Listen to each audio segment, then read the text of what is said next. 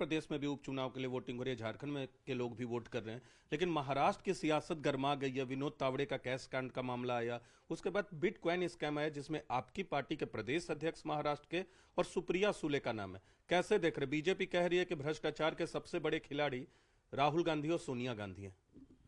देखिए, भारतीय जनता पार्टी तो हमेशा इस तरह के इल्ज़ाम लगाते रहते हैं, लेकिन हकीकत है जो कल घटना हुई विनोद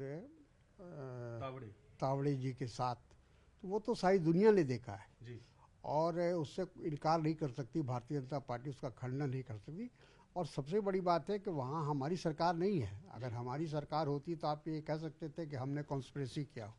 वहाँ उन्हीं की सरकार है, डबल इंजन की सरकार होते हुए भी इस तरह से जो घटना घटी, उसने भारतीय जनता पार्टी के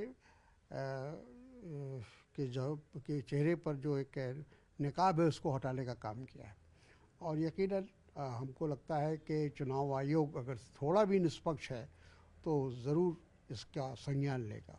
तो और जहाँ तक सुप्रिया सुले जी का सवाल है या पटोले जी का सवाल है, और ये जो बिटकॉइन का बात है, तो ये बिटकॉइन का जहाँ तक सवाल है, ये तो एक उस पर पर्दा डालने के लिए, उसको छुपाने के लिए ये भारतीय जनता पार्टी ने एक मनगढ़ंत कहानी गढ़ी है। यानी किसको छुपाने के लिए? विनोद तावड़े कैश कांड को छुपाने के लिए बिटकॉइन की कहानी गढ़ी है। बिल्कुल, वो बताना चाहते हैं कि हम ही भ्रष्ट नहीं हैं, ये लोग भी भ्रष्ट हैं।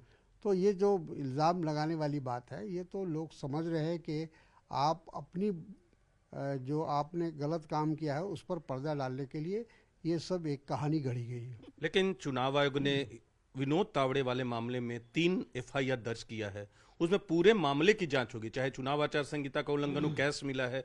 तो आपको लगता है कि चुनाव आयोग को आप जो निष्पक्ष कर रहे हैं इसमें कोई कड़ी कार्रवाई होगी? नहीं, अब उस कार्रवाई का जो निष्कर्ष निकलेगा उस पर ये पता चलेगा। उससे ये जाहिर होगा कि चुनाव आयोग कितना निष्पक्ष है और किस तरह से उन्होंने जांच कराई।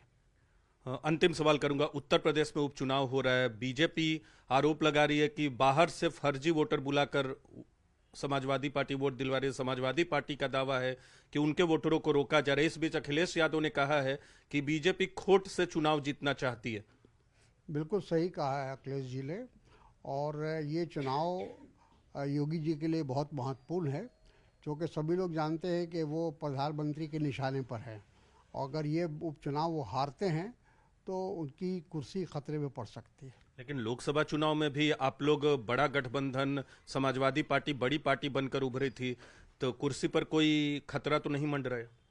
नहीं, ऐसा नहीं है। हमको लगता है कि जहाँ तक विपक्ष का सवाल है, विपक्ष है तो अपनी तरफ से पूरी कोशिश करेगा ही इस चुनाव में अपना हमारा परफॉर्मेंस बेहतर हो।